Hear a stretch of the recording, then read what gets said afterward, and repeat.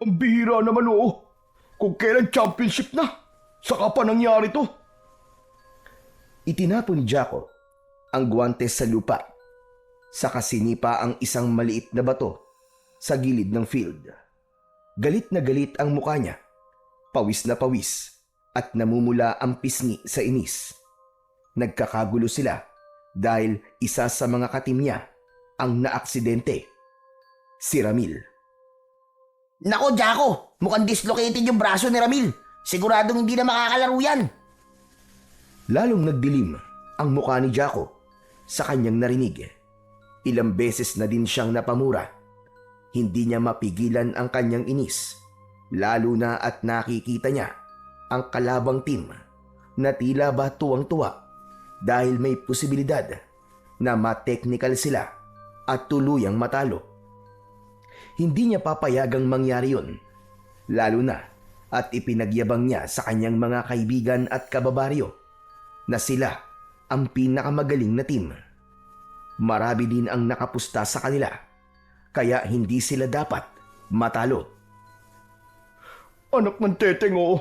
Anong gagawin natin, Sunny? Hayaan mo na. Wala na tayong magagawa eh. Ganyan talaga minsan. Mamalasin tayo. Anong mamalasin? Hindi tayo pwede matalo sa mga ungas na yan. Eh anong gagawin natin, Jaco? Alangan naman si coach ang ipasok. Si Ramil naman, tignan mo. Hindi na makakahawak ng bat yan. Iuuwi na nga oh. Hindi makasagot si Jaco sa sinabi na yon ni Sunny. Lumingon siya sa mga kasamahan nila na abala sa pag-inom ng tubig at nagpapahinga. Karamihan sa kanila ay dismayado ang muka. Habang nagmamasid sa paligid ay nakita niya ang tindero ng ice candy. Sunny! Si Elijah! Tawagin mo nga! Dali, tawagin mo! Ha? Bakit? Gusto mo ng ice candy? Basta tawagin mo, bilis! Okay. Sige, sandali lang. Mabilis na tumakbo si Sunny at agad na pinuntahan si Elijah. Ang binatang naglalako ay kababaryo rin nila. Dumayo lang ito sa lugar na yon para magbenta ng kanyang mga paninda.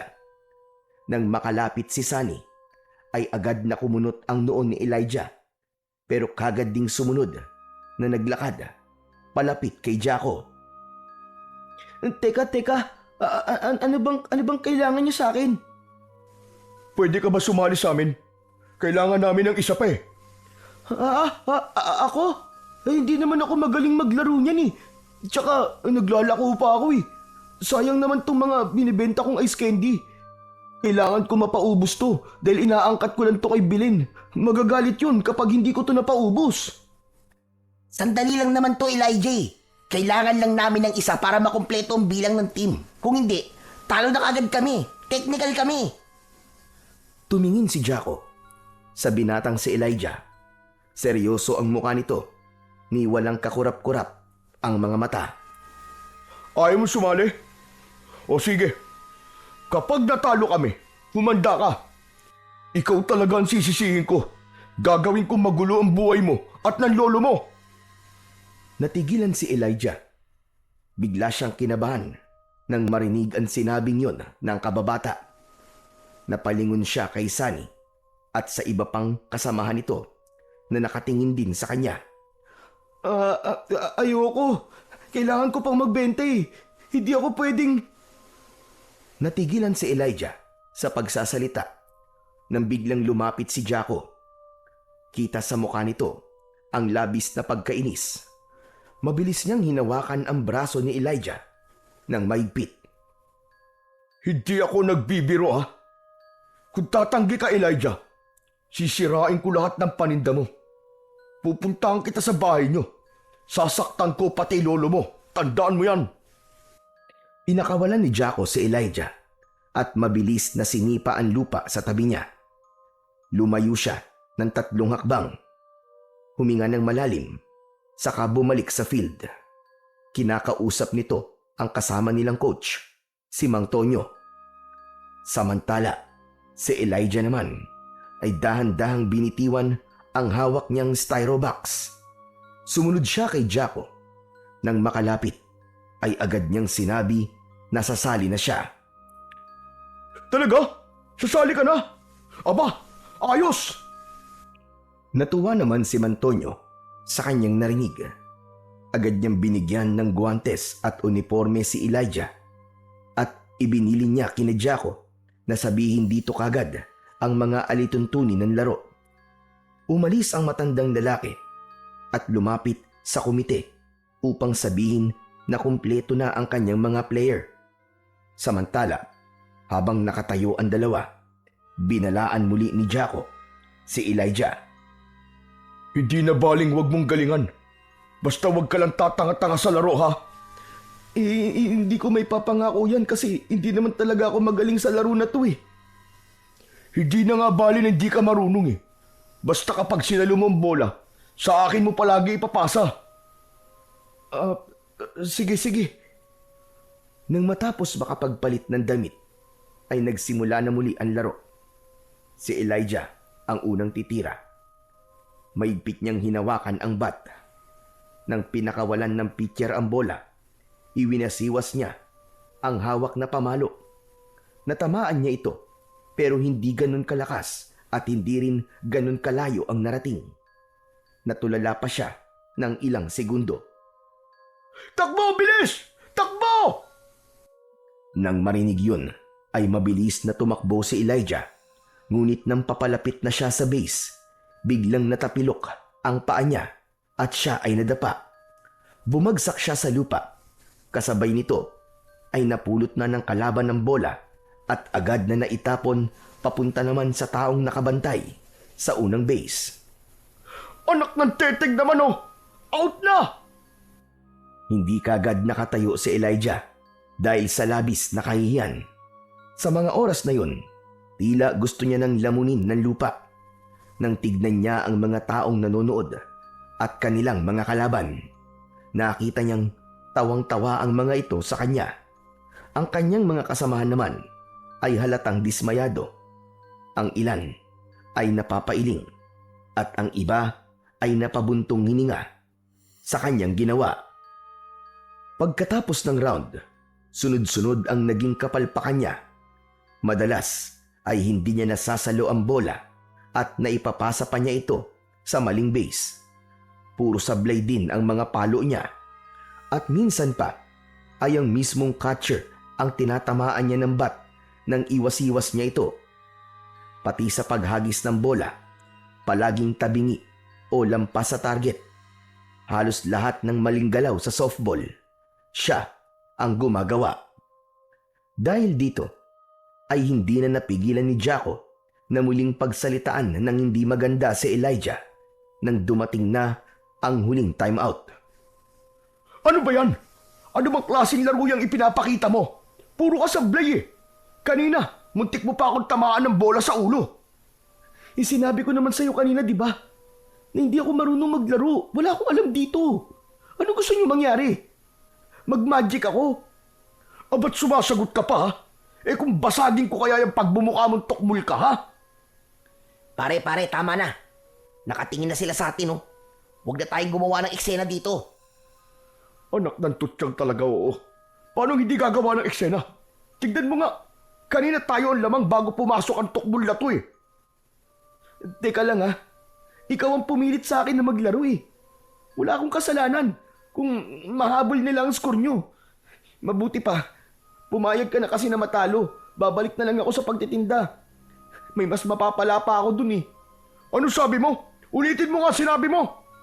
O Jaco, kalma lang. Ikaw naman Elijah, ano ba? Huwag mo nang sabayan ng init ng ulo ni Jaco. Umayos nga kayong dalawa. Tumahimik si Elijah at si Jaco naman ay inilayo ng koonti ni Sunny. Sinikap niyang pakalmahin ang nag-aalburotong kaibigan. Pre, relax ka lang. Huwag mo na siyang pagalitan. Hindi naman talaga siya marunong maglaro nito eh. Kung alam ko lang sana na ganyan ang gagawin yan eh. Sana nga pumayag na lang ako kanina na matalo. Ay nako, nakakabwisit talaga. Huwag na tayo magsisihan. Hindi naman natin alam na mangyayari ang ganito eh. Mas galingan na lang siguro natin. Last na ikot na. Hindi ko alam kung makakahabol pa tayo. Pero baka sakali, magkaroon ng himala. Sinasabi ko sa'yo, Sunny, humanda talaga sa akin yan mamaya. Humanda lang ang tukmul na yan. Ilang sandali pa ay nagsimula na ulit ang laro. Tulad ng dati, ganun pa rin ang naging laro ni Elijah. Kaya naman, talo sila at wala ng pag-asa nang marinig ang malakas na pito ng referee. Hindi lang sila basta natalo, kundi tambak pa. Habang nagkakasiyahan ang kabilang grupo, nagngingit-ngit naman si Jaco habang nakatingin sa binatang naging dahilan ng kanilang pagkatalo. Nakita niyang parang wala lang dito ang nangyari. Tahimik na pinulot nito ang styrobox ng ice cream candy at nagsimulang maglakad palayo. Elijah! Sandali lang! Lumingon sa Elijah at nakita niyang pulang-pula ang muka ni Jaco. Mabilis itong nakalapit sa kanya. Inagaw ang styrobox at itinapon sa lupa. Natapon at narumihan ang mga paninda niyang ice candy. Matapos yun, ay agad siyang kinuwelyuan ng galit na kababaryo. Jaco! Ano ba? Bitiwan mo nga ako! Bitiwan? Hayop ka! Nang dahil sa'yo, natalo kami sa laro. Alam mo ba kung gaano kahalaga tong laro na to sa amin, ha? Ginastusan namin to. Nag-ensayo kami ng gusto. Tapos, sisirain mo lang ng ganon-ganon. Teka, sandali lang, aray! Bitiwan mo ako, nasasaktan ako, ano ba? Wala akong pakialam kung masaktan ka. Lagot ka sa akin ngayon. Hayop ka! Jaco, tama na! Sinabi ko naman sa'yo kanina, di ba? Hindi talaga ako manunong ng laro to eh. Ikaw ang pumilit sa akin, di ba? Kung hindi mo sana ako pinilit, di sana. Aba, at ako pa ngayon ang mali, siraulo ka! Bigla na lang siyang binitiwan ni Jaco at saka sinuntok sa muka. Napahandusay siya sa lupa. Hindi siya agad nakakilos dahil sa gulat at sakit na naramdaman niya. Jaco, ano ba? Tama na! Bakit mo naman siya sinuntok? Tama lang na masuntok ang kupal na yan. Kulang pa nga yan eh. Muling susugurin ni Jaco ang binata. Agad na tumama ang paa nito sa tagiliran ni Elijah. Napaigik ito sa sakit. Jaco, tama na! Wala tayo sa baryo! Agad na hinila ni Sunny ang kaibigan palayo. Ngunit mabilis itong kumawala at muling sinugod si Elijah. Muli niya itong sinuntok sa tiyan. Kasunod ay sa panga. Tama na! Tama na, pakiusap! Tama na! Pero tila hindi yun narinig ni Jaco. Tuloy-tuloy lang ang pananakit nito. Parang gustong ilabas ang lahat ng galit at hiya niya sa kanyang pagkatalo. May ilan nang nagsilapitan at pinigilan ang binata, pero nakakawala pa rin ito at muling nasusuntok ang kawawang binata. Wala kang silbi! Lampa! Lampa! Tama na, Jaco! Tama na! Ang sakit na, tama na! Duguan na ang labi ni Elijah. Nakahiga siya sa lupa at halos hindi na makatayo. Si Sunny ay todo pigil pero hirap siyang kontrolin ang kaibigan. Ilang sandali pa ay dumating ang mga tanod. Nilapitan nila si Jaco at kinaladkad ito palayo. Samantala si Elijah naman ay nilapitan ng isang estrangherong lalaki. Inalalayan niya ito upang makatayo. Hiyang-hiya ang binata habang nakikita ang lahat ng mga matang nakatingin sa kanya. Ang iba ay nagbubulungan at ang iba naman ay pinagtatawanan siya. Napatingin siya sa lalaking tumulong sa kanya. Matangkad ito, moreno at malaki ang pangangatawan. Ramdam din niya ang magaspang nitong kamay dahil sa kapal ng kalyo. Nakaitim na t-shirt ito at maong na may punit sa tuhod. Ang buhok nito ay pantay sa kanyang balikat. Ngunit ang agad na umagaw ng pansin ni Elijah ay ang mahabang peklat nito sa muka, pababa sa kanyang leeg. Kaya mo bang maglakad? Kaya naman po. Salamat po. Sigurado ka ba? Parang masama ang tama mo ah. Hindi po. Okay lang po talaga. Sanay na ako dito. Ano? Sanay? Bakit? Hindi lang ba ngayon nangyaring ganitong pambubugbog sa'yo? Sino ba yung siga na yun? Kababaryo ko po. Yumuko ng bahagya si Elijah at pinunasan ng dugo sa labi gamit ang laylayan ng kanyang damit. Bakit ka pumapayag na saktan ka ng taong yun? Wala naman po akong laban sa kanya eh. Kaya tinitiis ko na lang po. Hindi ka dapat nagtitiis ng ganyan. At lalong hindi mo dapat hinahayaan na apakan ka na kahit na sino bata. Labanan mo siya kung kinakailangan. Mahirap po eh. Anak po siya ng kapitan. Wala po akong laban sa kanya. Ganun ba? Kung ganun ay umuwi ka na. Linisan mo yung sugat mo bago pa ma-impeksyon yan. Salamat po sa pag-aalala nyo. Pero ayos lang po talaga ako. Kayang-kaya po akong gamutin ng lolo ko. Sandali pa ay naglakad na si Elijah. Pinulot nito ang bakanting styrobox.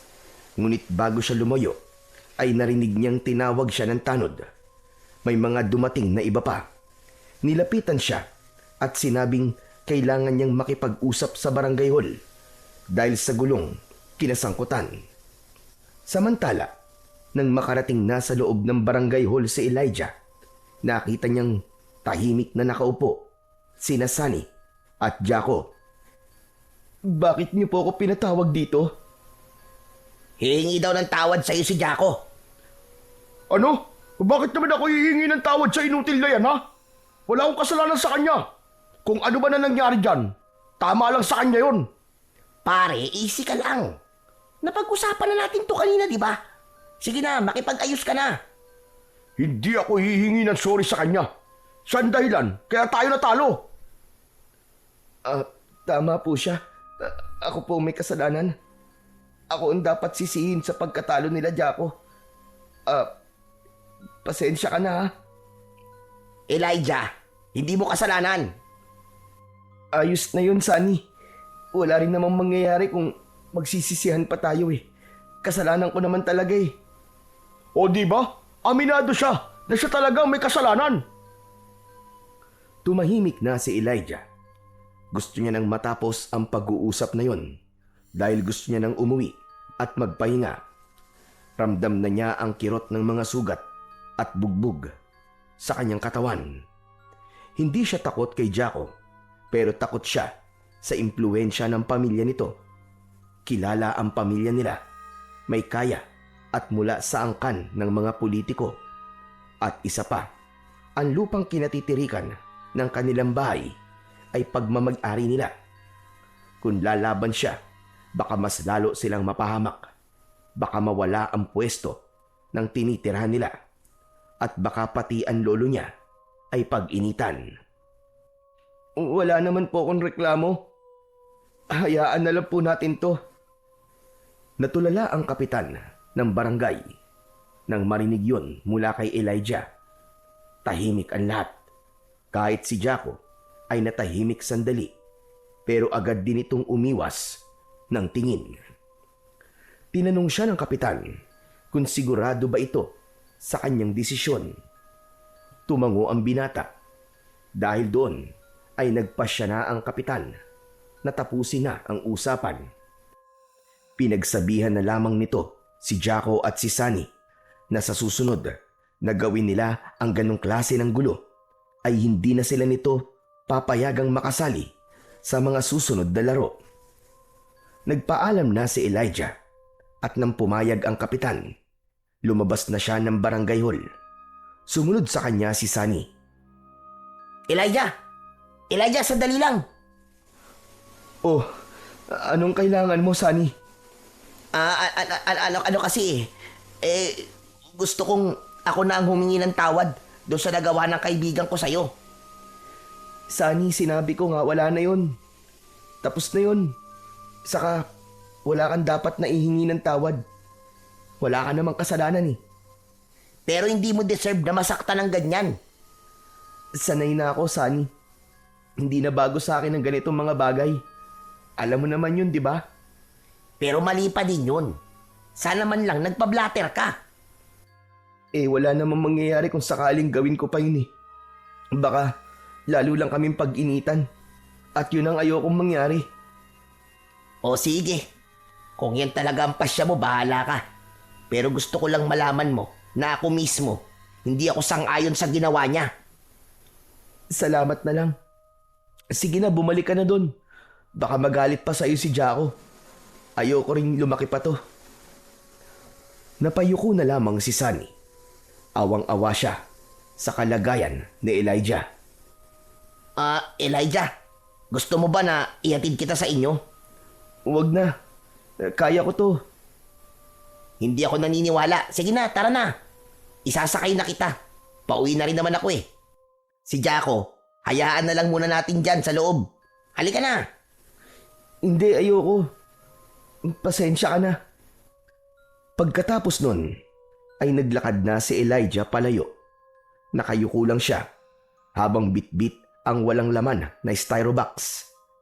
Ang nasa isip niya ay makauwi na at makapagpahinga. Pero bigla ding sumagi sa isip niya kung paano niya ipaliliwanag kay Belen ang nangyari. Si Sunny naman ay naiwan sa tapat ng barangay hall. Tahimik at tila nag-iisip. Panay din ang iling nito. Samantala, makalipas ang halos 1 oras na paglalakad, nakarating na din siya sa baryo nila.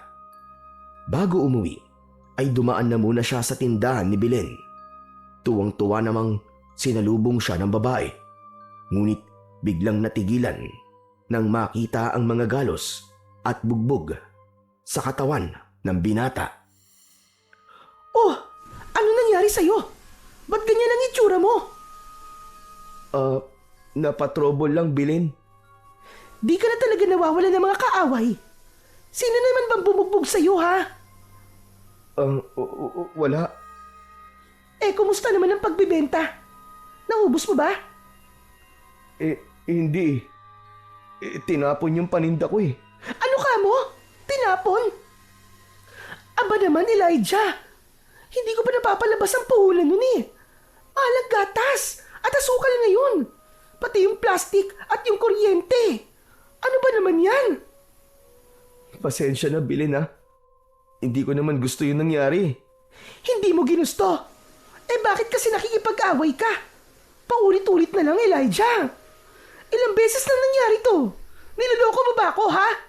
Tinapon ba talaga yan o kinukupitan mo lang ako? Nasaan yun na pagbentahan? Akin na nga. Ibigay mo nga sa akin. Belen, hindi kita kinukupitan. Hindi ko magagawa yun. Huwag mo nga akong paandaran ng drama mo. Hindi pwedeng wala kang iabot sa akin. Hindi ko pinupulot ang pinagpupuhunan ko dyan. Kaya kasalanan mo o hindi, ibigay mo sa akin ang pera ko. Akin ang pera ko. Pero Belen, wala akong pera sa ngayon eh. Ito na nga ba ang sinasabi ko eh. Ang lakas ng lobo makipagbasagan ng muka. Tapos ako naman ang napeperwisyo. Sana umiwas ka na lang. Di sana, hindi na sayang ang ice candy ko. Hindi na sumagot pa si Elijah. Nanatili lang itong nakayuko. Ngunit si Belen, patuloy pa rin ang kanyang paninermon. Ay nako, ewan ko sa iyo, Elijah.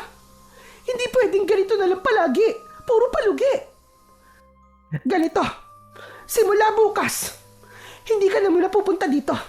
Hanggat hindi mo nababayaran ng mga ice candy ko, hindi ka makakakuha sa akin ng mga bagong paninda. Wala na akong tiwala sa iyo, Elijah. Huwag naman, Belen. Wala naman talaga akong kasalanan eh. Sila nag-umpisa ng gulo. Kita mo naman sa katawan ko yung bugbog, di ba? Ay nako, wala akong pakialam sa iyo. Ang importante sa akin ay ang pera ko. Umalis ka na nga sa harapan ko. Buwisit! Naglakad na pauwi si Elijah sa kanila. Masama ang loob niya sa nangyari, pero alam niyang hindi niya pwedeng sisihin si Belen sa naging galit nito sa kanya. Ilang sandali pa, ay nakarating na siya sa kanila.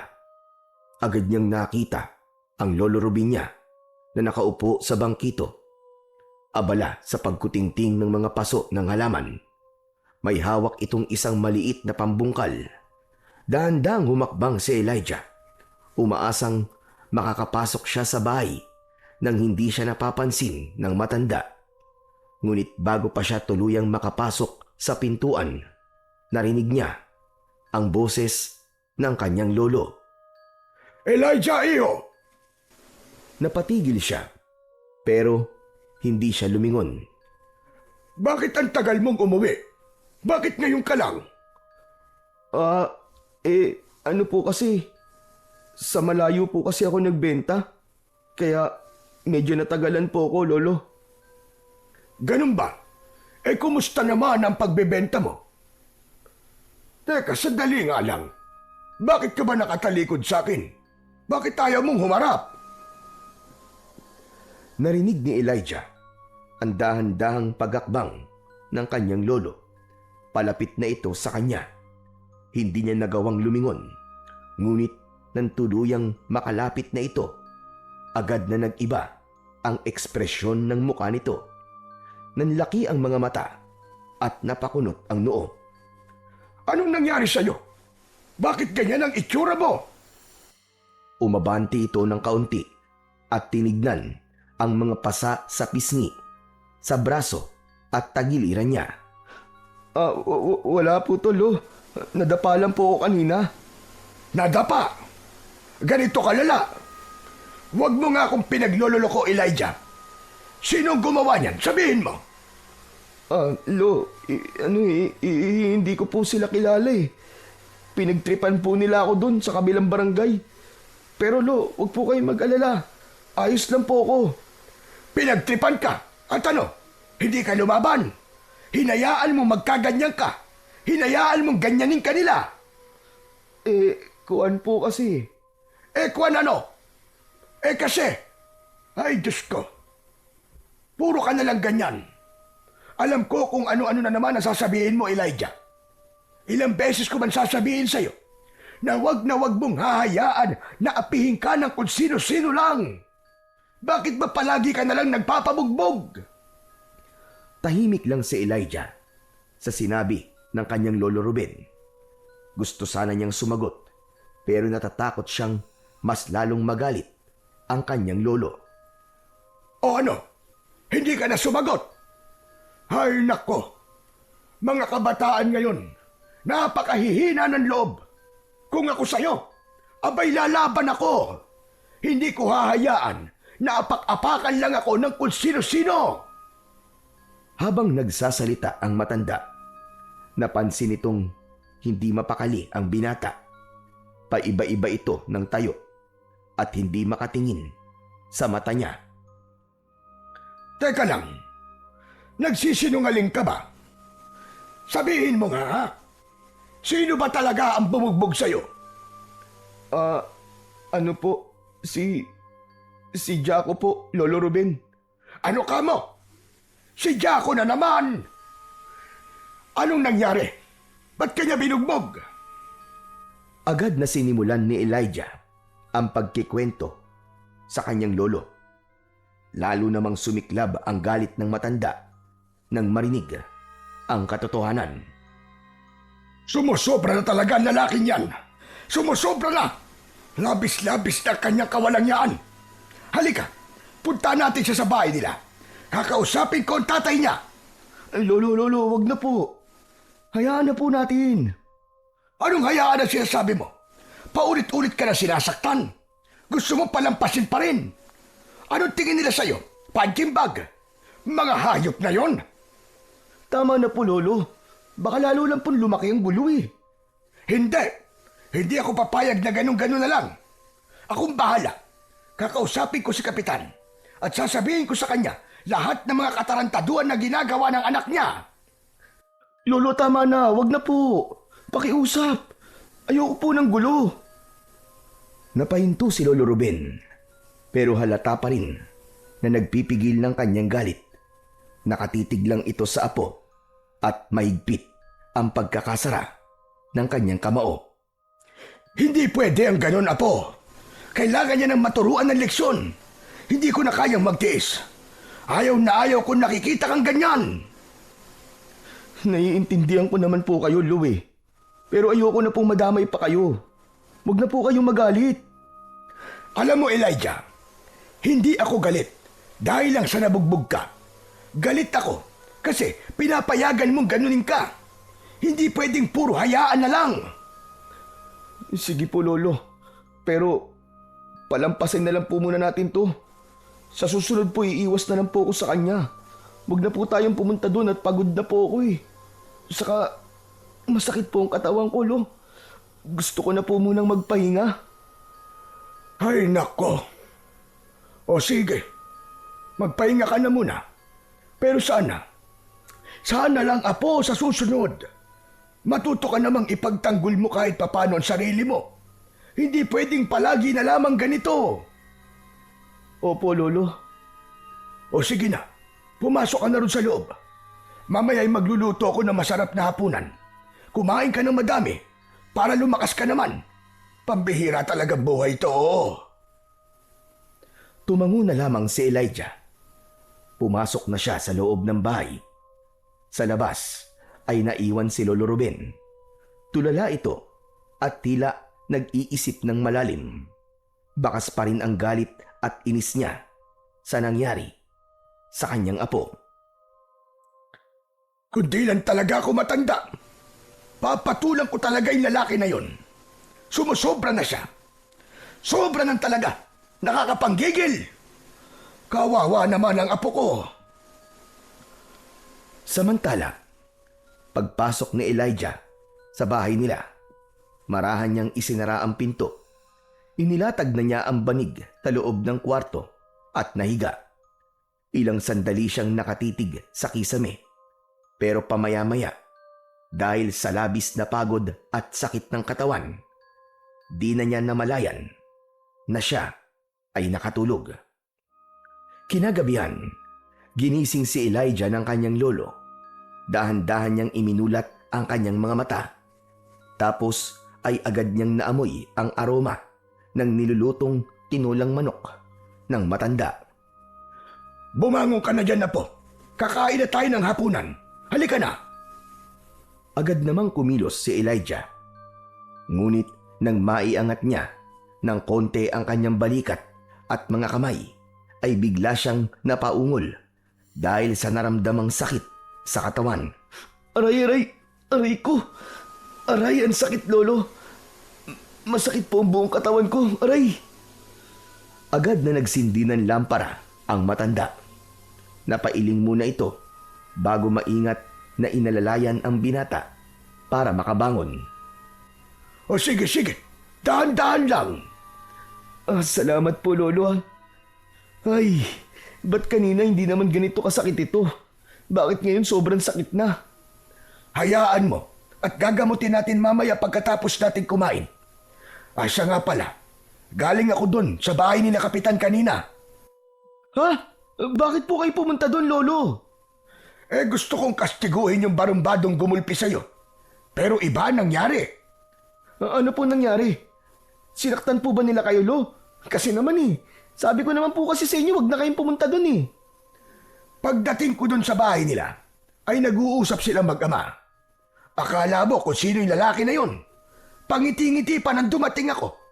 Tinanong ako ni Kapitan kung ano raw ang kailangan ko. Ang sabi ko, gusto ko lang malaman kung bakit binugbog ka ni Jaco. Ano pong sabi? Abay, sinabi ba namang kasalanan mo daw kung bakit ka nabugbog? Ikaw daw ang unang naghamon ng away. Pinatulang ka lang daw niya. Hindi po yun totoo, Lo. Binugbog po niya ako dahil ako po ang sinisisi niya sa pagkatalo nila sa softball. Sinungaling talaga yun. Naniniwala ako sa iyo, Apo. Pero mas pinakinggan ni Kapitan yung kwento ng anak niya. Ang kapal ng mukha nila. Abay, akalain mo, ako pa ang sinermonan. Kasi Lo, ang kulit niyo naman Sabi ko naman po sa inyo, hayaan niyo na lang Hayaan? Abay, hindi pwede yun. Hindi mo pwedeng hayaan na lang palagi na inaapi ka. Alam ko naman po. Pero lo, tulad nga ng sinabi ko, ayoko ng gulo. Mas gusto ko pong manahimik na lang. Alam mo, minsan ang pananahimik, hindi kabaitan yan. Kahinaan ang tawag dyan. Kung lagi kang iiwas, mas lalo ka lang nilang pagtitripan. Mas lalo ka nilang aapihin at tatapak-tapakan. Tama naman po kayo, Lo. Pero wala naman po tayong magagawa eh. Hindi po natin sila kaya. Yun na nga nakakabwisit eh. Kinakayang-kayanan na lang nila tayo. Nako! Kung hindi lang talaga masama ang mangkulam, pinarusahan ko na sila sa paraang alam ko. Ano po yun, Lo? Ibig nyo sabihin eh, marunong po kayong mangkulam? Oo naman, marunong mangulam ang mga albularyo. May alam kami na dasal at ritual para magparusa o magbigay ng sumpa. Pero oras na gawin namin yun. Kapag pinili namin gamitin ang itim na mahika, hindi na madaling bumalik kami sa dati. Dadalin na kami nito sa madilim at makakaliwang daan. Eh, wag nyo na pong gagawin yun, Lo. Mabuti pa po eh, ipagpasa Diyos na lang po natin sila. Saka naniniwala po ako na darating po ang araw. Natitingalain din po nila tayo at hahangaan. Darating po ang araw, Lo, na hindi na po ako sasaktan ni Jaco. Sana nga, Apo. Dahil kapag nagpatuloy pa ito, naku, ewan ko na lang. At baka parehas ko silang mabugbog. Lalo na yung kapitan na yon, naturing ang ama ng baryo, pero hindi marunong maging ama sa tarantadong anak. Napaka-konsentidor. O, Lo, ang puso niyo po. Baka mamaya eh, atakihin pa po kayo sa puso eh. Relax lang, Lo. Aba, ewan ko sa'yo. O sige na, halika na nga at kakain na tayo. Baka lumamig na tong tinola. Naglakad na sila ng dahan-dahan hanggang sa makarating sila sa kusina. Agad na ipinaghanda ni Lolo Ruben ang kanyang apo. Pagkatapos ay kumain na sila ng tahimik. Matapos kumain, si Lolo Ruben na rin ang nagligpit ng pinagkainan. Ilang sandali pa, pinaupo niya si Elijah sa papag at kinuha ang mga dahon at langis na ginagamit niya sa panggagamot.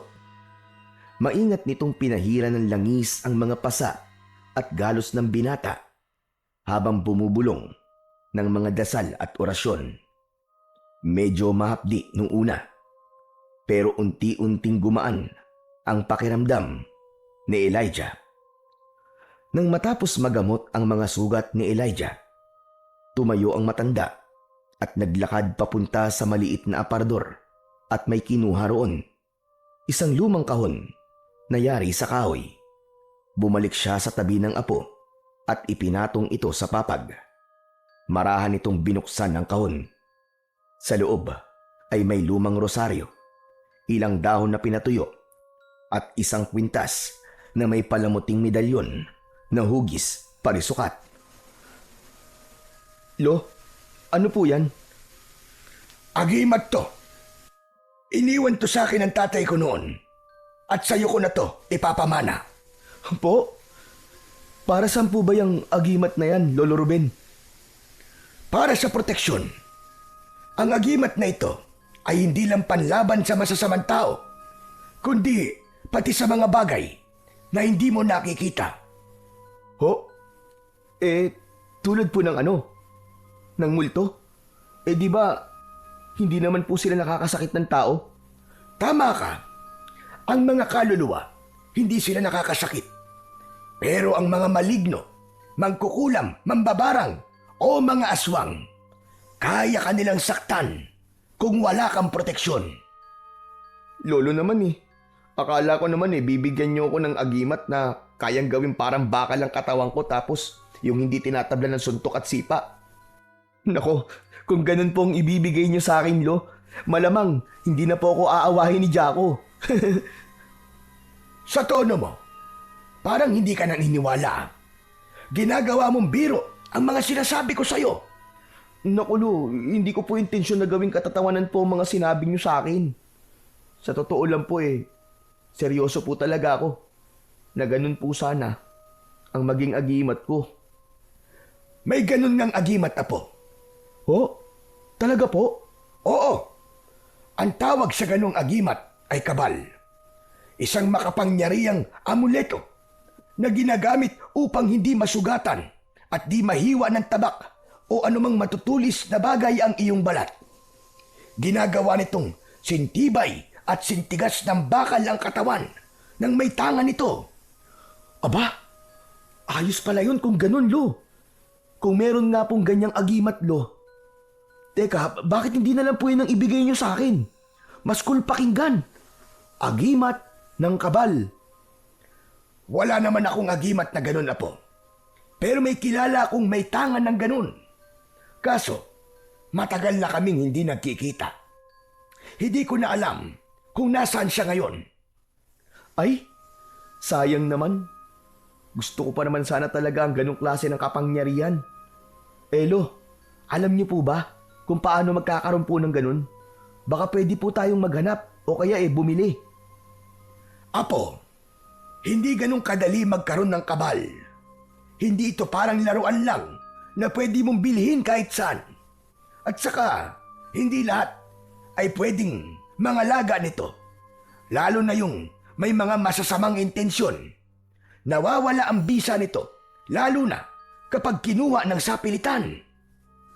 Wala naman po akong masamang intensyon, Lolo Huwe, hindi mo ako maloloko, Elijah. Kanino ko pa napapansin yung kakaibang ningning dyan sa mga mata mo? At nauhuli pa kitang ngumingisi-ngisi. Kilala kita kapag may iniisip kang hindi maganda. Hindi mo ako maloloko. Iniisip ko lang naman ho, pero hindi ko naman po gagawin sa totoong buhay, Lo. Wala po akong balak na gamitin sa kasamaan ng anumang agimat na ipagkakaloob niyo po sa akin. Sinasabi ko na nga ba, kilalang kilala kita. Alam ko na likaw ng bituka mong bata ka mula ulo hanggang paa. Sorry na po kagad, Lo. Hindi na po mauulit. Ayos lang naman yon. Wala ka namang agimat ng kabal. Pero kung nagkataong meron, aba, baka napahamak ka na. Bakit niyo naman po nasabi yan? Maselan ang humawak ng ganong klase ng agimat. Ang kabal ay hindi lang basta pananggalang. Isa rin itong responsibilidad. Kapag meron ka nito, hindi mo pwedeng abusuhin. Hindi mo pwedeng gamitin para manakit ng iyong kapwa nang walang dahilan. Ganun po pala. Pero teka, Lolo Ruben, sino po ba yung taong may agimat po na ganun? Dati ko siyang kaibigan. Ang pangalan niya ay Benjamin. Pero mas kilala siya sa tawag na Kabenjo. Ang taong yon, kakaiba. Hindi siya basta-bastang albularyo lang. Mas bata siya sa akin, pero mas marami siyang alam na dasal at orasyon. Mas matapang din siya at mas magaling makipaglaban. Manghang napatingin si Elijah sa kanyang lolo. Nakita nito ang kakaibang ningning sa mga mata na noon lang niya nakita. Malapad din ang pagkakangiti nito na tila masayang masaya. Ngunit maya-maya pa ay bigla itong tumahimik. Nag-iba bigla ang ekspresyon ng kanyang muka at isang malalim na buntong hininga ang kanyang pinakawalan. Tapos ay hindi na umimik. Lolo, teka, bakit po kayo biglang natahimik? Bigla ko lang kasing na-miss si Kabenjo. Mabait siyang tao noon. Matulungin. Pero nagbago siya nang makuha ang agimat ng kabal. Parang nabaliw sa kapangyarihan at wala na siyang kinatatakutan. Kahit sinong humamon sa kanya, sinasaktan niya. Minsan kahit walang dahilan, ginagamit niya ang lakas ng agimat para magyabang at ipakita kung gaano siya kalakas at kamakapangyarihan. Inabuso po niya ang kapangyarihan? Pero bakit po, Lo? Kung mabait naman siya dati, bakit siya naging masama? Saka, di ba sabi mo kanina, kapag ginamit po sa kasamaan ng kabal, ay mawawalan ito ng bisa. Sandali lang iyo, ang dami namang tanong nun. Isa-isa lang. Mahina ang kalaban. Yung unang tanong mo muna ang sasagutin ko. Oo, mabait siyang tao.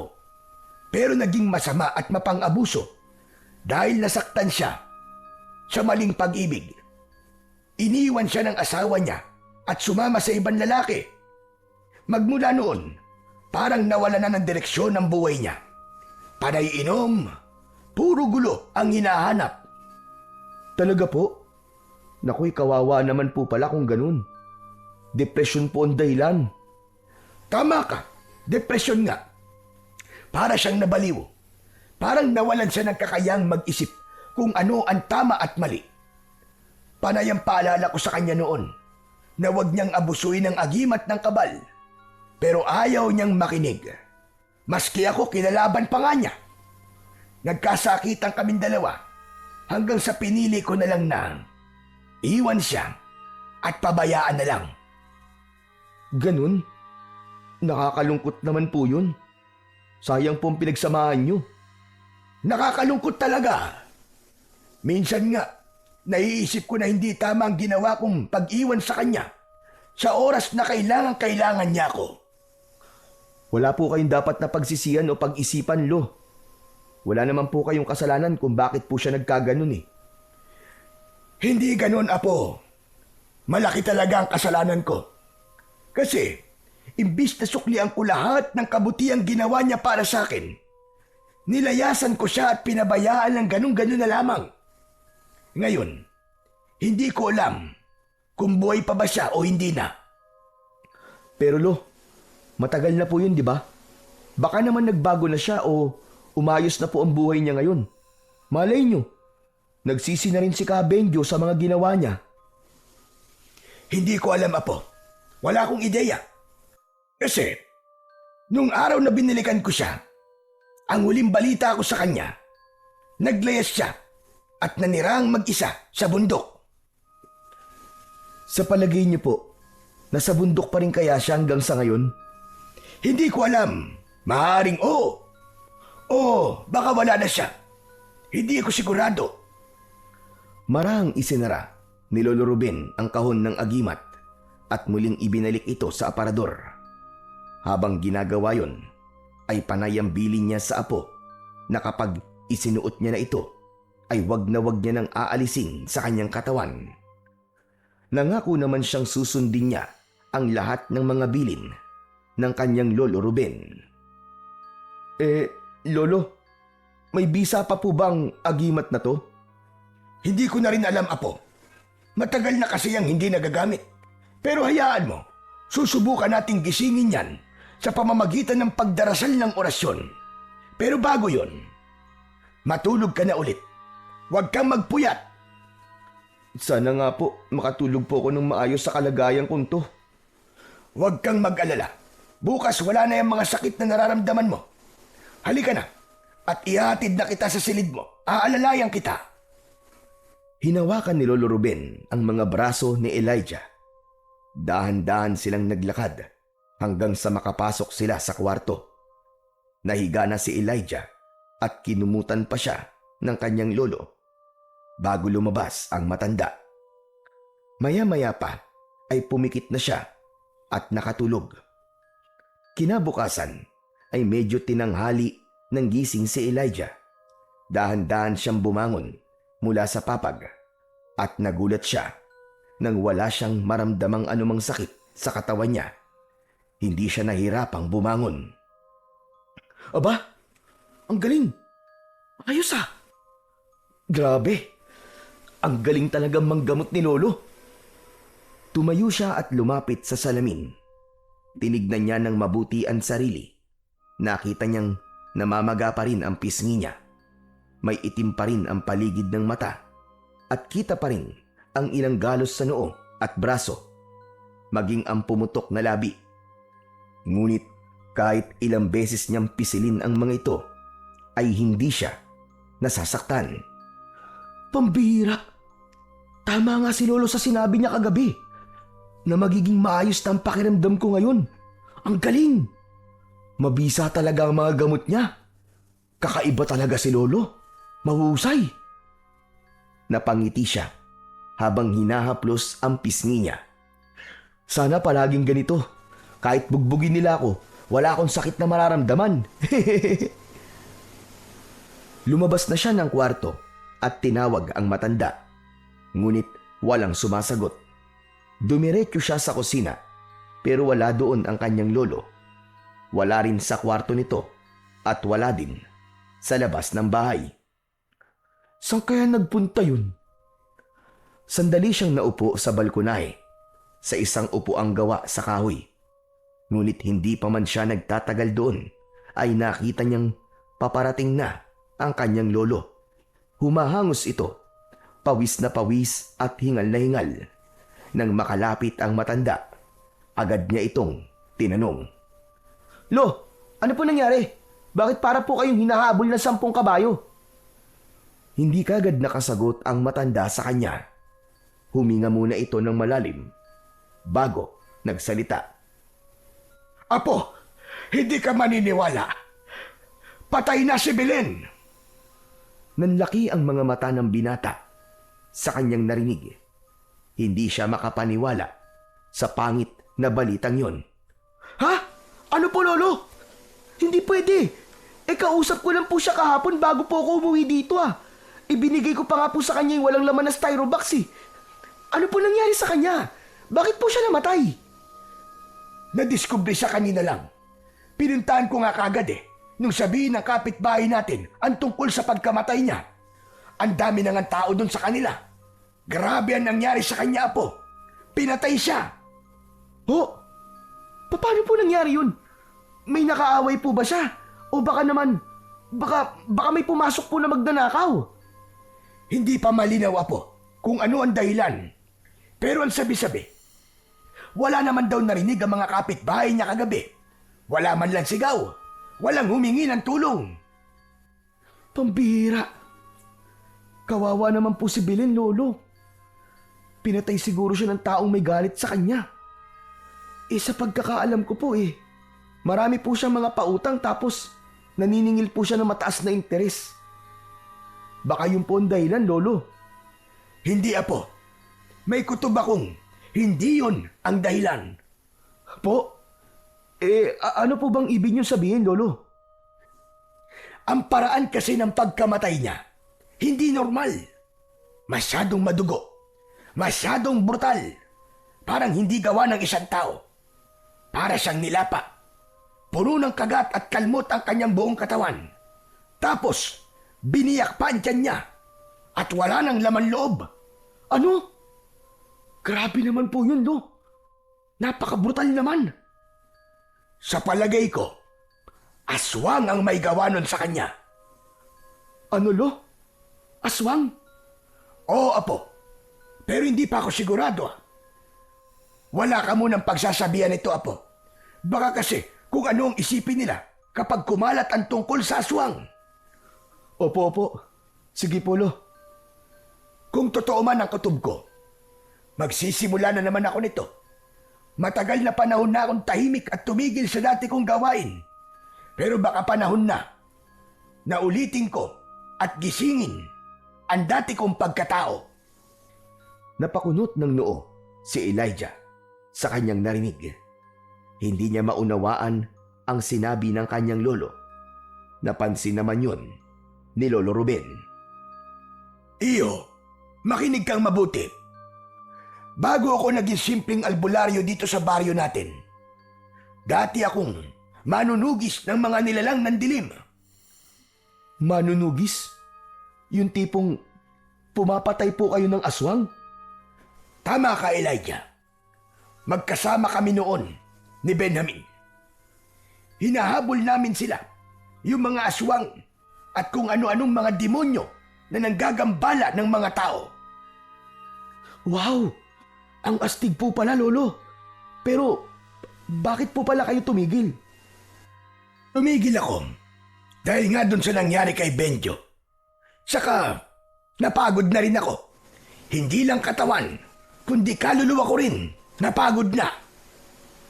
Pero, Lo, ngayon pong may kutob kayo na may masamang nilalang dito sa baryo natin, babalik po ba kayo sa pagiging manunugis nyo? Ang tanong ho, kaya nyo pa po ba? Matanda na ho kayo Baka nakakalimutan niyo po, Lo. Kalabaw lang ang tumatanda po. Kaya ko pa. Malakas pa ako. Ano naman pong kaya niyong gawin kung halimbawa po, nasa harap na po natin yung aswang o kung anumang demonyo dyan sa tabi-tabi? Mali ang tanong mo. Ganito dapat. Tanungin mo kung ano ang magagawa natin laban sa mga aswang. Po? Natin? Abalo, huwag niyo po akong isali dyan ha. Kayo lang po. Wala naman po akong alam sa pakikipaglaban eh. Kaya nga tuturuan kita eh. Ihahanda kita para makatulong sa akin kung sakali. Pero Lo, natatakot ako eh. Hindi pa po ako nakakakita ng aswang eh. Huwag kang matakot, Apo. Hindi ka mananalo sa anumang uri ng laban kung pinangungunahan ka palagi ng takot. Saka, wala akong mapagkakatiwalaan na iba, kundi ikaw lang, Apo. Dumadaloy sa dugo mo ang dugo ng manunugis. Darating ang panahon, magiging matapang ka din at lahat ng takot, mawawala yan sa iyo. Pero Lo, hindi ko po kayang pumatay. Ipis nga po, hindi ko madurog eh. Kaya ka nabubugbog eh. Alam mo, huwag kang mag-isip ng kung ano-ano. Tulad ng sinabi ko, kapag dumating na ang oras, kapag kailangan mo na talagang ipagtanggol ang sarili mo o ang taong mahalaga sa'yo, kusang lalabas ang mga kakayahan mo. Kusang magigising ang dugo mo na may lahing manunugis. Maniwala ka, itaga mo yan sa bato. Tumahimik si Elijah. Napayuko siya at napatingin sa mga kamay niya. Sa isip niya ay nakikita niya itong mahina at walang kakayahan. Hirap talaga siyang paniwalaan ang sinasabi ng kanyang lolo. Lumapit si Lolo Ruben at tinapik siya sa balikat. At nang matapos, tumalikod na ang matanda at pumasok na sa loob ng bahay. Naiwan si Elijah. Tulala at malalim ang iniisip. Mabilis na lumipas ang oras. Pagsapit ng gabi ay tumahimik na ang buong paligid. Natulog na ang maglolo. Kapwa pagod sa buong maghapon. Hindi na nga rin nila naituloy ang pagsasanay dahil sa pagpapatawag kay Lolo Ruben ng mga kamag-anak ni Belen. Nagsagawa siya ng ritual sa bahay nito matapos mailibing ang bangkay. Ngunit nang malalim na ang gabi, biglang nagising si Elijah. Pakiramdam niya ay uhaw na uhaw siya. Bumangon siya at tinungo ang kusina. Habang naglalakad, ay napansin niyang kakaiba ang katahimikan sa loob ng bahay nila. Hindi niya naririnig ang malalakas na hilik ng kanyang lolo. Napakunot ang noo ng binata. Matapos uminom, ay dahan-dahan siyang lumapit sa pinto ng kwarto ng matanda. Lolo Ruben? Gising ka po ba? Walang sumagot. Marahan niya itong itinulak. Pagbukas ng pintuan, ay nakita niyang wala sa loob ng silid ang kanyang Lolo Ruben. Hala, wala siya dito ah. Saan kaya nagpunta yun? Lumapit siya sa bintana. Binuksan yun at saka sumilip sa labas. Wala namang kakaiba sa labas, pero nang isasara na niya ang bintana, may napansin siyang isang anino na gumagalaw malapit sa puno. Lolo, ikaw po ba yan? Pero walang sumagot. Bigla siyang may narinig na mahihinang yabag. Mabilis siyang sumilip at tinignan mabuti ang kanilang bakuran, pero wala talaga siyang nakita. Biglang bumilis ang tibok ng puso niya. Agad niyang isinara ang bintana. Umatras siya, pero biglang natumba nang mapatid sa isang nakausling kahoy sa sahig. Muli siyang tumayo. Ang mga yabag ay hindi pa rin nawawala. Maya-maya pa ay may narinig siyang kaluskos mula sa kisame. Tumingala siya, parang may gumagapang sa itaas.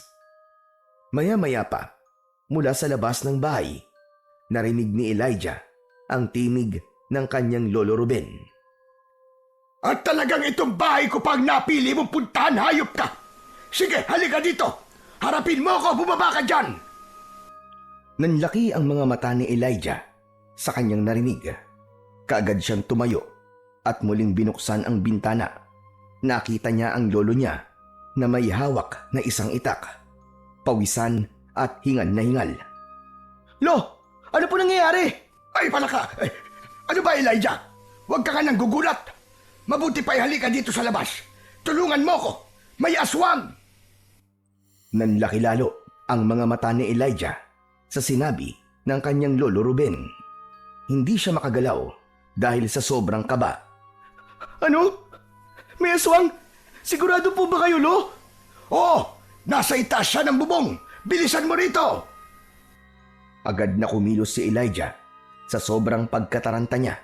Hindi na siya sa pintuan dumaan, kundi tumalon na siya mismo sa bintana ng silid ng kanyang lolo. Napasubsob pa siya sa lupa pagbaba niya. Anak ng pambihira ka talagang bata ka, oo. Palagi mo nalang pinaiiral ang kalampahan mo! Walang nagawa ang matanda, kundi ang mapakamot na lamang sa ulo habang pinapanood ang apo na pinapagpag ang lupa na dumikit sa damit at katawan nito. Nang makatayo ang binata, ay agad niyang tinignan ang bubong. Lo, nasa po yung aswang na sinasabi nyo? Wala naman po akong nakikita. Hindi pa siya tapos magsalita, ay biglang may narinig siyang isang nakakatakot na ungol at singasing na parabang ahas. Elijah! Umilag ka! Dali! Biglang tumalon mula sa bubungan ang isang nilalang. Maitim ang balat nito at mabalahibo. May matatalas na kuko at pangil. Mapulang-mapula din ang mga mata nito. Hindi kagad nakakilos si Elijah. Natulala siya sa kanyang nakita. Sa isang iglap, may malakas na kamay na biglang humawak sa kanya at hinila siya palayo. Halos matumba siya.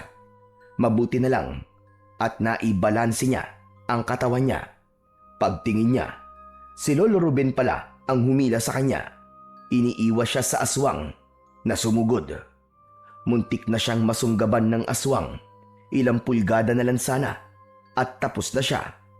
Dumaan sa harap niya ang matutulis na kuko ng halimaw na muntik nang tumama sa kanyang muka. Elijah po! Huwag kang tatanga-tanga! Gusto mo bang lamunin ka niya ng buhay? Hindi na nakasagot si Elijah. Nakita kasi niyang mabilis na kumilos ang aswang. Si Lolo Ruben naman ang pinuntirya nito. Sinugod nito ang matanda. Itinaas nito ang matutulis na kuko. Pero maagap na nasalag ng matanda ito gamit ang kanyang itak. Elijah po! Tulungan mo ko! Kumuha ka ng patpat! Bilisan mo! Paluin mo ang kanyang anino! Dali! Mabilis na kumilos ang binatang si Elijah. Iginala niya ang kanyang paningin sa paligid. May nakita siyang isang piraso ng sanga na nakakalat malapit sa kanya. Agad niya tong pinulot. Pumwesto siya sa likod ng halimaw. Kahit nanginginig ang mga kamay, pinalo niya ng sunod-sunod ang anino ng aswang. Lumayo ka sa amin! Layo! Alis! Alis! Lumayas ka dito! Yan! Ganyan nga po! Huwag kang matakot sa kanya! Agad na lumayo ang aswang nang maramdaman ang matinding sakit sa kanyang katawan. Napapasigaw ang halimaw. Ilang sandali pa ay tumalon ito ng mabilis hanggang sa biglang naglaho. Naiwan sina Lolo Ruben at ang kanyang apo. Parehong hingal na hingal. Buwisit! Natakasan tayo ng hayop na yun! Oo nga po. Wala na po siya. Buti na lang, Lo. Akala ko po kanina katapusan na po natin Isa ka pa! Lumabas ka talaga ng walang sandata! Kanina ko pa gustong gawin sa ito Aray ko! Bakit ka naman ng batok, Lo? Ang sakit po nun Ay nako!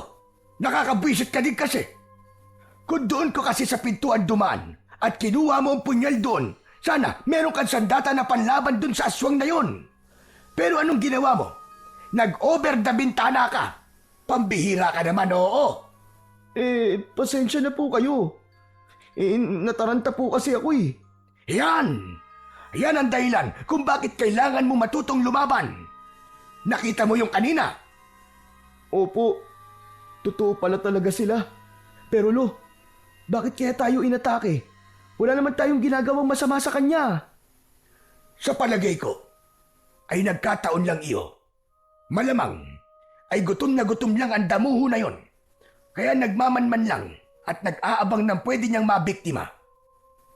Nung magising ako kanina, naramdaman ko siya, kaya lumabas ako. Hinanap ko siya. Hindi ko naman alam na ito rin palang bahay ko ang pupuntahan niya. Nakakatakot naman ang trabaho niyo, Lolo. Kung ganito po ang manunugis, parang hindi ko talaga kakayanin.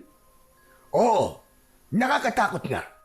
Pero mas nakakatakot kung wala kang gagawin habang may mga halimaw na gumagala sa paligid at nambibiktima ng mga taong walang kalaban-laban. Sige nga, maaati mo ba na manahimik na lang kung alam mo namang may kaya kang gawin para tumulong sa iba? Oh, hindi po, Lolo. Siyempre, makokonsensya po ako. Eksakto! Mahirap kalaban ng konsensya. Yan ang tatandaan mo. Wala tayong pagpipilian. Kailangan nating mapatay ang aswang na yon bago pa makapaminsala ng gusto dito sa ating lugar. Lo, paano po natin siya hahanapin at papatayin? Aabangan natin siya. Sigurado ko na babalik yon at gaganti sa ating dalawa.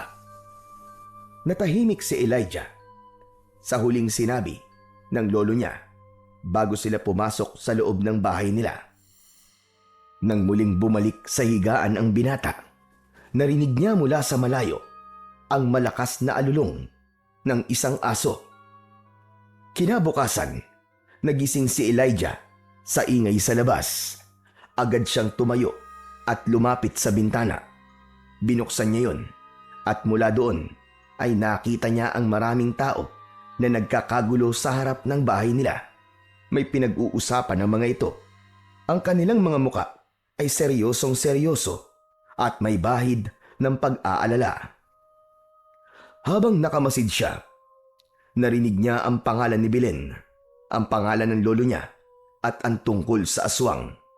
Napansin niyang naroon din si Sunny, panay ang kamot nito sa ulo habang pinipilit na inilalayo ang kanyang ina. Napakunot ang kanyang noo. Tinawag niya si Sunny. Agad namang binitiwan ng binata ang nanay niya at saka lumapit kay Elijah. Sunny, ano bang pinagkakaguluhan nila? Bakit nasa tapat sila ng bahay namin? Anong meron, Sunny? May nakapagsabi kasi sa kanila na inatake daw kayo ng aswang kagabi. Kaya nandito sila ay para makikismis at malaman kung totoo ba ang kumakalat na balitang yun. Alam mo, marami ang haka-haka tuloy na posibleng yung aswang na yon ang pumatay kay Belen. Yun ang pinag-uusapan nila kanina pa. Teka, paano naman nila nalaman ang bagay na yun? Anong ibig mo sabihin? Totoo na sinalakay kayo ng aswang kagabi? Bago sagutin yun ni Elijah, ay inanyayahan nito ang binata na pumasok sa loob ng bahay nila. Dito na lang natin pag-usapan yung tungkol sa aswang. Wala kasing dapat na mapagkatiwalaan ngayon eh. Baka isa sa mga nariyan ng aswang eh. Ha? Ganun ba? O sige, dito na lang. Ano ba talaga kasing nangyari? Totoo, Sunny. Totoo. Inatake nga kami ng aswang kagabi ni Lolo. Talaga? Kung ganun, ay totoo nga na aswang ang pumatay kay Belen. Yun ang hinala ni Lolo. Aswang ang may kagagawan nun. Nakakatakot naman. May aswang na pala dito sa baryo natin. Oo nga eh. Nakita ko siya kagabi. Kitang-kita ko. Nakipaglaban pa nga kami sa kanya eh. Talaga? Mabutit di kayo nasaktan. Yun na nga eh. Mabuti na lang talaga at magaling si Lolo. Muntik na nga ako mamatay sa takot eh. Alam mo ba sabi ni Lolo? Hindi basta-basta ang aswang na yun. Mabilis at matalino daw. Parang ikaw. Hoy, wag ganun. Matalino lang ako at mabilis kumilos pero hindi ako aswang. Tao ako, tol. Wag mo akong kinukumpara sa halimaw na nakita mo kagabi. Sira ulo na to. Defensive ka naman masyado, pre. Binibiro ka lang naman eh. Hindi magandang biro yun, Elijah, no? Nakakapikon kaya yun? Ikumpara mo ba naman ako sa aswang? Pasensya na nga. Ito naman oo. Oo na. Sige na. Pero teka, paano ba kayo nakaligtas kagabi? Si lolo ko nakipaglaban dun sa aswang. Pero ako namalo sa aswang. Pinalo ko yung anino niya ng ilang beses. Tapos yun, nagsisisigaw na siya ng matindi. Kaya lang nakatakas Sayang naman. Sana, napatay nyo na para matahimik na ang baryo natin. Kaya nga Pero wala Sadyang nakatakas siya Ganun ba? Matanong ko lang. May ideya ba ang lolo mo kung sino yung aswang na yon? Wala Hindi niya kilala. Pero sabi niya, magbabantay siya para tugisin yung halimaw na yun. Sasama nga ako sa kanya Tutulungan ko siya. Ilang sandali ng katahimikan ang namayani sa pagitan ng dalawa. Panay ang kutkot ni Sunny sa kanyang mga kuko. Parang may iniisip. Teka, sigurado ka bang wala pa siyang alam kung sino talaga yung aswang na yon? Wala pa kagabi. Pero ngayon, ewan ko. Hindi pa kami nagkikita mula kaninang umaga Baka may nalaman na siya. Hindi ko pa sure. Siya nga pala. Paano niyo nalaman ng tungkol sa aswang? Isa sa mga kapitbahay nyo nagkwento dyan sa chismosa nating mga kabarangay. Kagabi daw ay narinig nilang nagkakagulo kayo. Kaya sumilip siya at kitang-kita daw niya na nakikipaglaban kayo sa isang aswang. Ano? May nakakita sa amin kagabi na kapitbahay. Bakit hindi man lang sila lumabas? Hindi nila kami tinulungan. Ewan ko. Baka natakot siguro. Sa bagay. Oo, tama ka. Uy, yung mga pinag-uusapan natin ngayon, huwag mong ipagsasabi sa iba Kailangan kasi nating mag-ingat ngayon. Hindi tayo pwedeng basta-basta magtiwala sa kahit na sino. Oo, huwag ka mag-alala. Hindi naman ako nagmana sa nanay ko Siya nga pala. Kapag may plano kayo ng lolo mo, pwede bang sabihin mo sa akin? Ha? Plano saan? Kapag may plano kayong gawin sa aswang. Iyon ba? Sa ngayon, wala pa naman sinasabi sa akin si lolo na plano. Pero ang sabi niya, gabi-gabi daw siya magbabantay. Paghahandaan daw namin ang pagbabalik ng aswang. Gaganti daw yun. Bakit mo nga pala tinatanong? Gusto ko kasing sumama Gusto ko din makatulong sa inyo. Ha? Sigurado ka ba? Pero delikado yun, Sunny. Sigurado ako. Gusto kong lumaban. Gusto kong tumulong sa pagpuksa sa lalaking yon.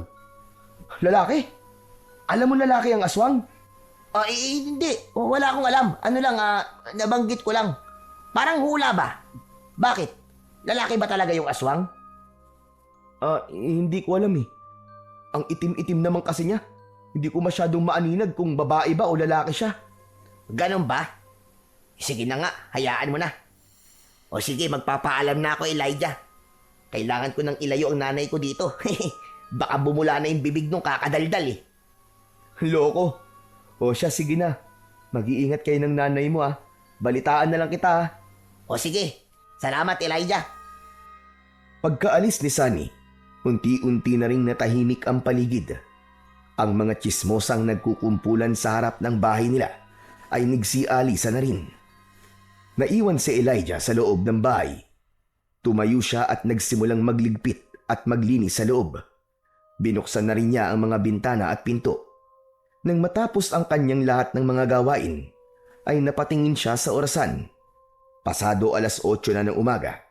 Wala pa rin ang kanyang lolo. Nagtaka siya at medyo kinabahan na rin. Hindi kasi ugali ng matanda na hindi umuwi para sa agahan. Kahit nasa labas ito o kahit saan magpunta, palagi itong umuwi para makasalo niya. Lumipas pa ang ilang oras, ngunit wala pa rin si Lolo Ruben. Lalo siyang kinabahan dahil sa matinding pag-aalala. Lumabas na siya ng bahay para hanapin ito. Lolo Ruben, nasan ka na ba?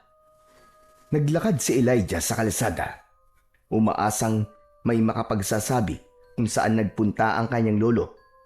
Una niyang pinuntahan ang bahay ng kanilang mga kapitbahay, pero wala roon ang matanda. Lahat ng kanyang tinanong ay umiling lang at nagsabing hindi nila nakita si Lolo Ruben. Habang nag-iikot siya, Lalong bumigat ang pakiramdam niya.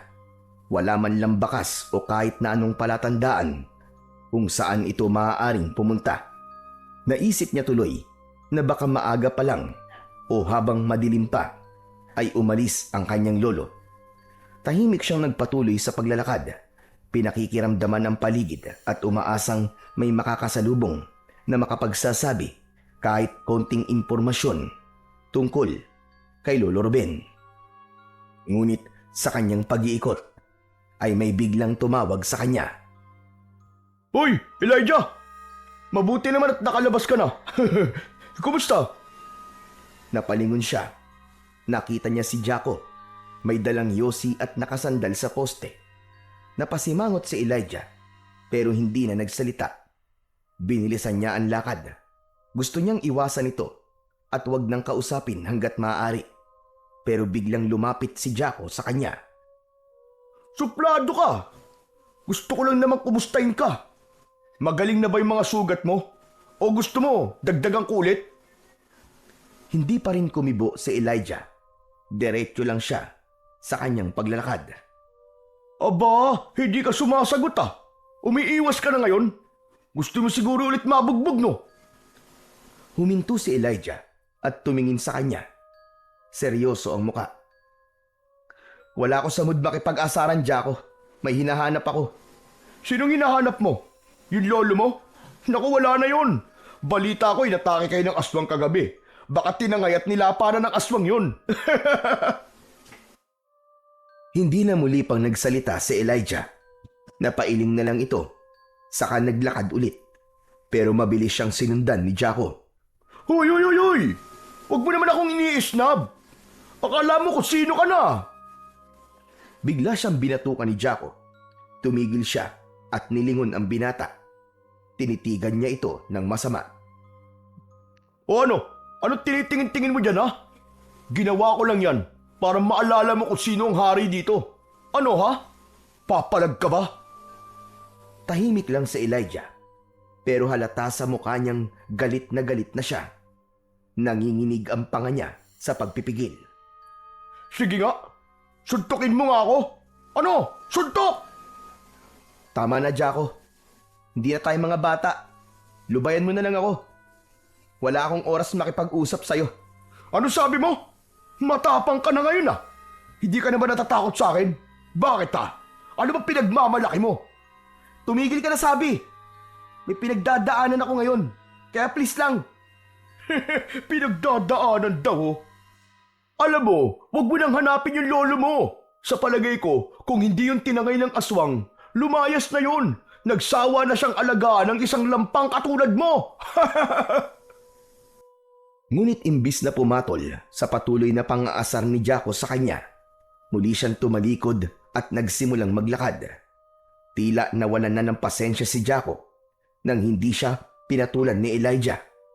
Para bang lalo siyang nainis sa katahimikan ng binata.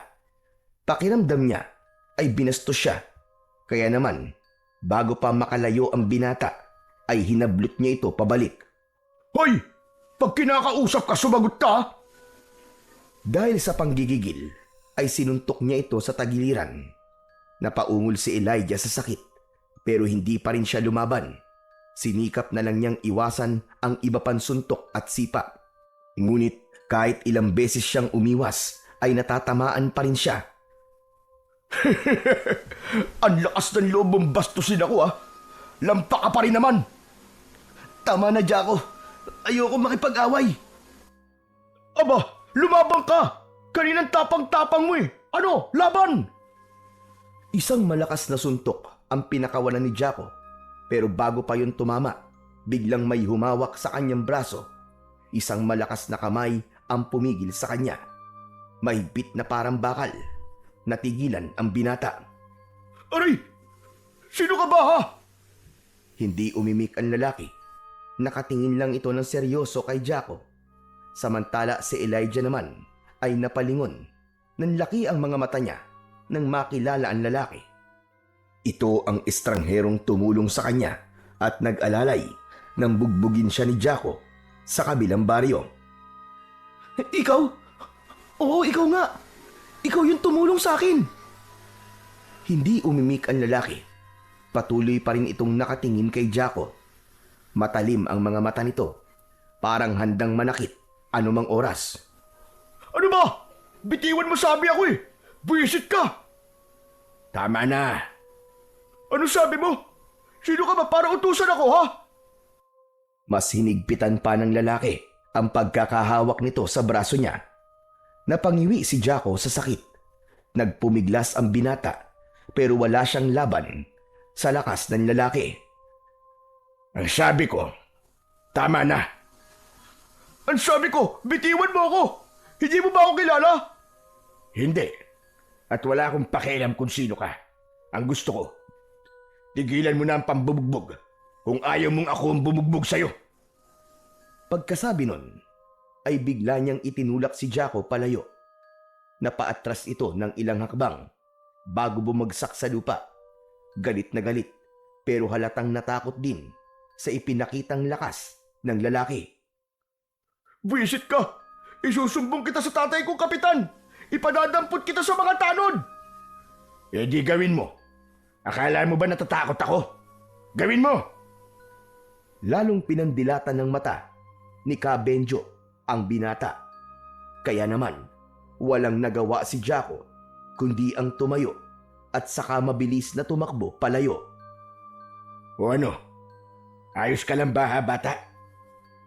Lumapit si Ka Benjo kay Elijah at inalalayan muli siyang tumayo.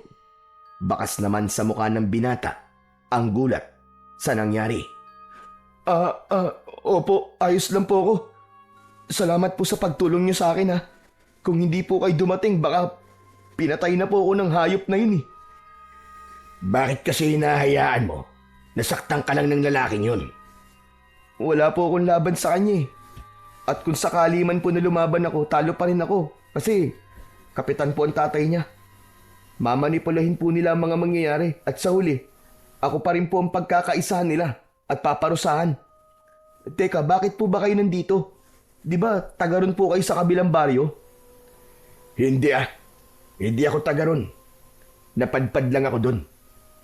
Napadpad? Oo. Isa akong palaboy eh. Wala akong bahay. Wala akong address. Kung saan ako abutan ng gabi, eh dun ako. Talaga po? Bakit naman?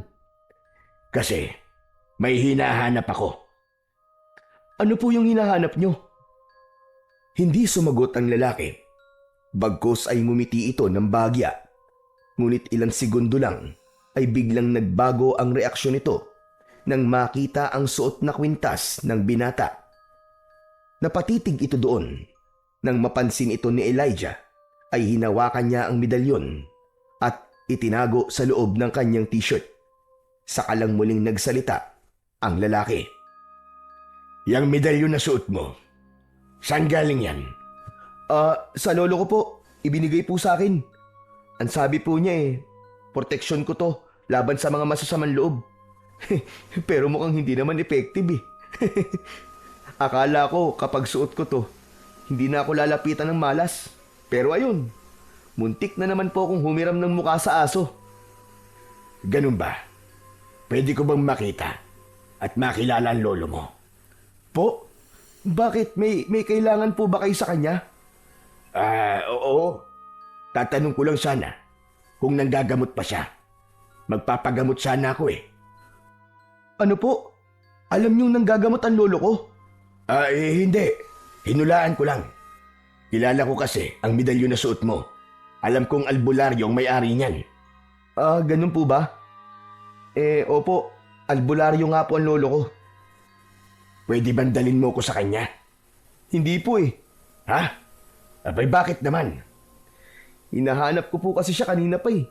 Hindi po niya ugaling umalis ng walang paalam at walang almusal. Kaya kinakabahan na nga po ako eh. Nilibot ko na po halos ang buong baryo pero hindi ko po siya nakita.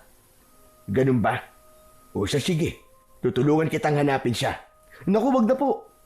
Ang dami ko na pong abala sa inyo. Ako na lang po maghahanap. Hindi ko po kayo gustong istorbohin. Hindi mo ko iniistorbo. Gusto ko talagang tumulong. Paano kung nasa panganib siya? Kaya mo ba siyang ipagtanggol? Ha? Ano eh? Kailangan natin siyang mahanap kagad. Po? Sige. Hindi na ako magpapatumpik-tumpik pa. Ang lolo mo, may posibilidad na siya yung taong matagal ko nang hinahanap. Si Lolo? Bakit niyo naman po hahanapin ang lolo ko? Dahil meron kaming mahalagang pag-uusapan. Hindi ko maintindihan kung bakit niya ibinigay sa iyo medalyon. Hindi pang karaniwan ng agimat ng kabal. Pwede ka mapahamak sa pagsusuot niyan. Ano? Teka lang. Agimat ng kabal ang hawak ko? Paano po nangyari yun? Sabi po ni Lolo, hindi naman kabal to. Hindi ko alam kung anong tumatakbo sa utak ng lolo mo. Kung bakit kailangan niyang hindi sabihin ang tunay na pagkakakilanlan ng agimat na yan. Pero iho, ang lolo mo ba ay si Ruben? Natigilan si Elijah. Napatitig siya sa mabangis na anyo ng lalaking may pilat. Bigla siyang kinabahan. Naalala niya ang sinabi ng kanyang lolo na wala siyang dapat na pagkatiwalaan, lalo na at hindi nila kilala kung sino ang aswang na nagpapanggap bilang tao sa kanilang lugar. Sino ka ba? Ano ba talagang kailangan mo sa lolo ko? Wala akong masamang hangarin sa lolo mo. Ako si Benjamin. Baka nabanggit na niya ako sa'yo. Mas kilala ako sa pangalang Kabenjo. Ikaw si Kabenjo? Ang kaibigan niyang tagatugis ng aswang? Hindi niya ako kaibigan. Mas lalong nalito si Elijah sa sinabing yun ni Kabenjo. Sumeryoso ang kanyang muka at bahagyang napaatras. Huwag kang matakot sa akin. Hindi ako masamang tao. Si Ruben, kapatid ko siya. Ano sabi niyo? Kapatid niyo si Lolo Ruben? Oo, ako ang kanyang nakababatang kapatid. Matagal na kaming hindi nagkikita. Siguro, mahigit 20 taon na.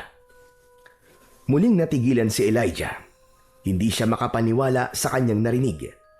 Mula pagkabata, ni minsan ay hindi nabanggit ni Lolo Ruben na may kapatid siya. Naglaho sa kanya ang pagtataka at kaba. Pero bakit po ganun? Hindi ko alam na may kapatid pala siya. Bakit po? Bakit ngayon ko lang nalaman yan? Matindi naging alitan namin noon. Heto, tignan mo. Inilabas ni Kabenjo mula sa kanyang bulsa ang isang medalyon na halos kamukhang kamuka ng suot niyang agimat. Ito ay isang agimat din ng kabal o mas kilala sa tawag na kunat sa apoy. Ang hawak mo ay ang kunat sa talim. Iisang pinanggalingan ng aming agimat. Gawa ito ng tatay namin. Pinuno ng dasal at orasyon upang maging mabisa. Teka, nalilito na po ako eh. Ang hawak mo ay orihinal na akin. Wala na yung bisa. Ganon din ang hawak ko dahil wala na ito sa mga orihinal na may-ari. Akin ang agimat na yan. Ibalik mo sa akin. Magpalitan tayo. Ang kunat ng talim, ibigay mo sa akin. Ano po? Hindi po. Hindi ko po pa pwedeng ibigay sa inyo to. Bigay po sa akin to ng lolo ko eh. Saka hindi po sinungaling ang lolo ko, no? Makinig ka muna. Hindi ako kaaway. Pero kung mananatili sa iyo ang agimat, mapapahama ka. Pati ang lolo mo. Ibigay mo na lang sa akin. At ako na ang bahalang magprotekta sa inyong dalawa. Hindi. Hindi ko po kayo pagkakatiwalaan. Biglang kinilabutan si Elijah. Lalo na nang mapansin niyang tila nag-iiba na ang kilos ni Kabenjo. Tumalim din ang mga mata nito. Hindi na siya nagdalawang isip. Agad siyang tumalikod at tumakbo ng mabilis. Lolo! Nasaan ka na ba, Lolo? Magpakita ka na! Habang tumatakbo siya, hindi niya maiwasang lumingon. Nakita niyang nakatayo pa rin ang misteryosong lalaki at nakamasid lang sa kanya. Dumiretso na siya sa bahay nila para umuwi. Nang makarating siya, ay agad niyang isinara ang mga pinto at bintana dahil sa matinding kaba at takot. Samantala, Pagkalipas ng maraming oras, wala pa rin si Lolo Ruben. Hindi pa rin ito dumarating. Labis nang nag-aalala si Elijah para sa kanyang Lolo Ruben. Ang bihira naman oh. Nasaan ka na ba, Lolo? Bakit hanggang ngayon hindi ka pa rin umuwi? Ano na ba nangyari sa'yo? Kailangan ko siyang hanapin. Pero saan ako magsisimula? Paano? Kung may masama nang nangyari sa kanya? Diyos ko, ano bang gagawin ko? Habang nag-iisip, biglang may kumatok sa pinto. May kumakatok. Sino yan? Ako to, Elijah, si Sunny. Buksan mo to, bilis! Dali-dali namang binuksan ni Elijah ang pinto. Pagkakita niya kay Sunny, agad niyang napansin ang itsura nito. Magulo ang buhok, namumutla at pawis na pawis. Oh, Sunny! Ba't ganyan yung itsura mo? Ano nangyari sa'yo? Elijah, huwag kang mabibigla. Pero may masama akong balita. Ano yun? Yung lolo mo, nakita siya sa gitna ng gubat. Ano? Wala na, Elijah. Patay na siya. Patay na ang lolo mo. Ha? Hindi. Hindi totoo yan. Hindi pwedeng patay na si Lolo. Baka nagkakamali ka lang. Huwag ka nagbibiro ng ganyan, ha? Hindi ako nagbibiro, Elijah. Pasensya ka na, pero yun ang totoo. Halika na, puntaan natin. Kailangan ka ng lolo mo. Tumulo ang luha sa pisngi ni Elijah. Mabilis silang kumilos. Naglakad sila ng naglakad hanggang sa marating ang bungad ng gubat. Nagpatuloy sila sa paglalakad hanggang sa makapasok sa pinakagitna ng gubat. Pero nang nandoon na sila, wala naman doon si Lolo Ruben. Naglalakad pa din si Sunny at si Elijah naman. Nakakaramdam na ng kaba. Sunny, teka nga lang, malayo pa ba tayo? Nasaan ba talaga ang lolo ko? Tsaka, nasaan ang mga tao? Hindi sumagot si Elijah. Tahimik lang ito habang naglalakad sa unahan. Napansin ni Elijah na parang paikot-ikot na lang sila sa parehong lugar. Teka, Sunny, sigurado ka ba sa pinupuntahan natin? Dahan-dahan itong lumingon. Nakita ni Elijah na nag-iba ang itsura ng muka ni Sunny. Ang balat nito ay umitim, ang mga mata ay mapula, at ang ngipin ay tumulis. Humaba din ang mga kuko. Nanigas sa takot si Elijah. Anak ng... Ikaw ang aswang! Ikaw yung kagabi! Tama ka, Elijah. Ako nga. At ngayong mag-isa ka na lang. Wala na makakapigil sa akin.